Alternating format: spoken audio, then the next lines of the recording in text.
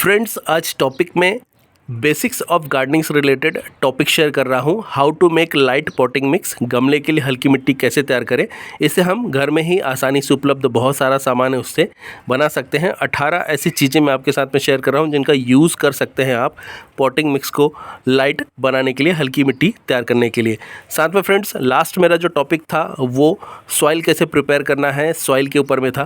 तो अगर आपने नहीं देखा है तो उसे भी आप देख सकते हैं, इससे आपका ये पूरा टॉपिक कवर हो जाएगा। सो चलिए टॉपिक को स्टार्ट करते हैं। How to make light potting mix. मैं हूं अनूप, आपका होस्ट, और आप देख रहे हैं बगिया की ABC।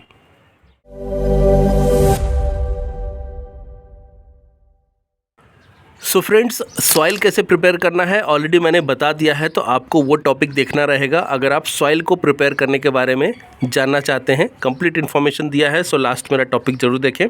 अभी बात करेंगे लाइट पॉटिंग मिक्स कैसे तैयार करना है। सो इसके लिए सबसे पहले 5 ऐसी चीज़ें जो आसानी से उपलब्ध है हमारे घर में और किचन से वेस्ट के फॉर्म में निकलती है, तो सॉफ्ट मटेरियल में आप इसे ऐड कर सकते हैं। जैसे कि मूंगफली के छिलके आसानी से मिल जाते हैं, और जब ये मौसम आता है मूंगफली के छिलके आप आसानी से स्टोर करके भी रख सकते हैं। उसे आप थोड़ा सा डिकम्पोज भी कर सकते हैं। जब आप उसे स्टोर कर रहे हैं उसे आप खुले में कहीं पर भी छोड़ दीजिए, पानी हल्का लगने दीजिए और इसके साथ में धूप लगने दीजिए। धीरे धीरे डिकम्पोज होना चालू हो जाएगा, थोड़ा सा सॉफ्ट होने लग जाएगा, तो फिर उसे आप कूट करके रख सकते हैं। ऐसे ही उसे आप स्टोर करके ड्राई करके रख लीजिए, और जब भी आप कोई प्लांट लगाएं तो आप उसे हल्का सा कूट करके, या फिर पहले से कूट करके रखा है तो उसे अपने पॉटिंग सॉइल के अंदर में मिक्स कर लीजिए। उससे आपका पॉटिंग सॉइल लाइट बन जाता है। 20 से 30% ऐड कर सकते हैं। दूसरा है मटर के छिलके। ये भी मौसम के हिसाब से आसानी से उपलब्ध हो जाते हैं सर्दियों के समय में, तो इसे भी आप स्टोर करके रख सकते हैं सुखा करके। सीताफल के छिलके, ये भी आपको मिल जाते हैं सर्दियों के समय में, आसानी से उपलब्ध हो जाते हैं। काफ़ी महंगा आता है सीताफल, आम के आम गुठलियों के दाम लेने हैं, तो आप सीताफल के छिलके भी स्टोर करके रखिए, आपके गार्डनिंग में बहुत ज़्यादा फ़ायदे देंगे।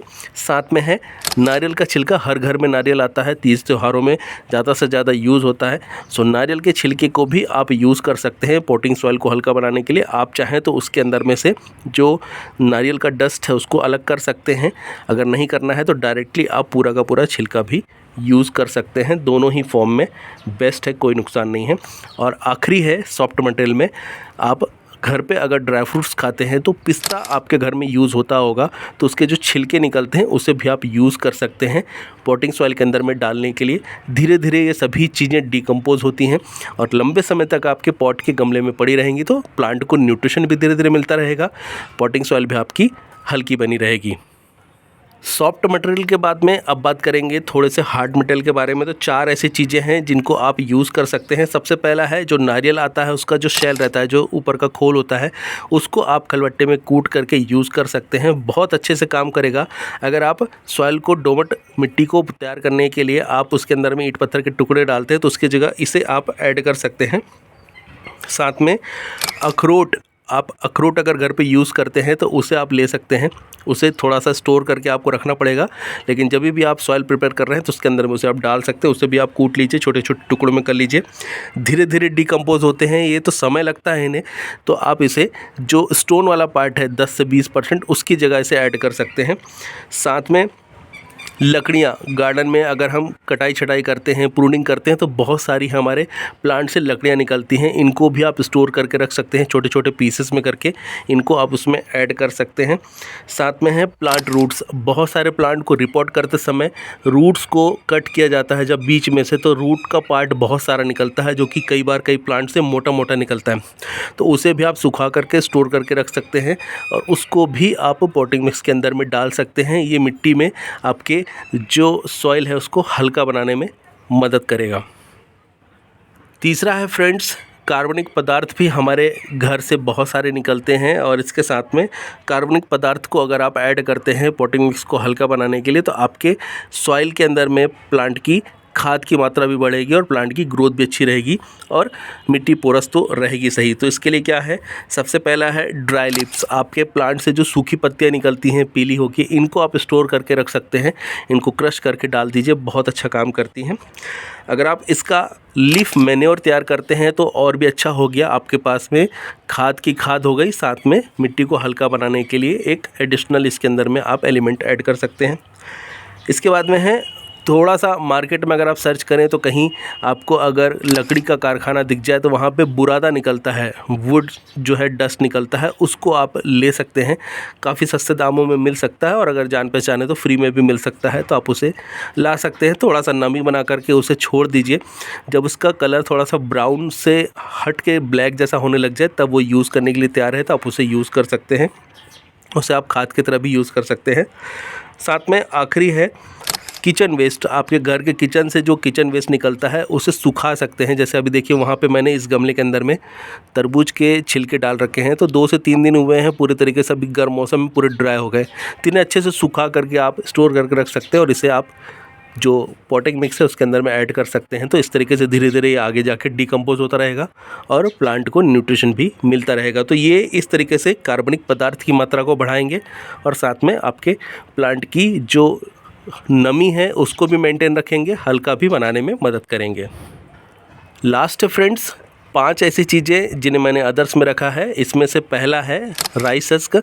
थोड़ा सा ये पीएच लेवल को असामान्य रूप से घटा बढ़ा देता है। जब ये ताज़ा होता है तो पीएच लेवल कम रहता है, जैसे जैसे गलना चालू होता है, सड़ना चालू होता है तो पीएच लेवल को बढ़ा देता है। सो आपको इसको कम यूज़ करना चाहिए, 10% की मात्रा में। दूसरा है भूसा। घर के आसपास में अगर खेत हैं तो आसानी से आपको मिल जाएगा, नहीं तो किसी पशु आहार वाली दुकान से भी आप लेके आ सकते हैं, आपको आसानी से मिल जाएगा। इसे भी 10 से 20% की मात्रा में यूज़ कर सकते हैं। तीसरा है पेड़ की छाल। अगर घर के आसपास में पुराने पेड़ हो तो उसके आसपास आप देखेंगे छाल मिल जाएगी, बहुत फ़ायदेमंद है। उसमें माइक्रोब्स मिल जाएंगे जो प्लांट के सॉइल के अंदर में जैविक जो गुण है उसको बढ़ाने में और जैविक तत्वों को बढ़ाने में मदद करेंगे। साथ में मिट्टी को भी हल्का बनाएंगे, धीरे धीरे डिकम्पोज होगी तो खाद के रूप में भी काम करेगा। चौथा है कागज़ को आप गला करके उसकी लुगदी तैयार करके सुखा करके उससे एक बहुत अच्छा पॉटिंग मिक्स तैयार कर सकते हैं जो मिट्टी को हल्का बनाने में मदद करेगा। मैंने जो आखिरी वाला सदाबहार है, ये जो दिख रहा है वाइट वाला, इसके अंदर में मैंने यूज़ किया है 20 से 30%। प्लांट बहुत अच्छे से चल रहा है, 3 से 4 महीने हो गए हैं और फ्लावरिंग भी हो रही है, प्लांट भी बिल्कुल सही है। सो आप इसे यूज़ कर सकते हैं, हल्का बनाने में मदद करेगा और कार्बनिक मात्रा भी थोड़ी सी बढ़ाएगा, धीरे धीरे डिकम्पोज होगा, खाद की जैसा भी काम करेगा, नमी को भी स्टोर करके रखता है। लास्ट है थर्माकोल के टुकड़े। घर में बहुत सारा सामान ऐसा आता है जिसमें थर्माकोल के टुकड़े यूज़ होते हैं, उसको आप स्टोर करके रख सकते हैं, क्रश करके डाल लीजिए तो आपके पॉटिंग सॉइल को हल्का बनाने में मदद करेगा। इन सभी के अलावा एक और है जो कि अभी गर्मियों के मौसम में आसानी से अवेलेबल हो जाएगा और ये है आम के गुठलियाँ। ये पिछले साल की हैं, आप देखें इन्हें डिकम्पोज अगर किया जाए तो बहुत हल्की हो जाती हैं और थोड़ा सा पानी लगा करके धूप में इन्हें सुखाइए, बाद में गीला होने के बाद में 2-3 बार, तो ये पूरे तरीके से हाथ में आप आसानी से इन्हें क्रश कर सकते हैं इस तरीके से। तो ये बहुत ही अच्छा लाइट पॉटिंग मिक्स का काम करती है और मैं स्टोर करके रखता हूँ यूज़ करने के लिए।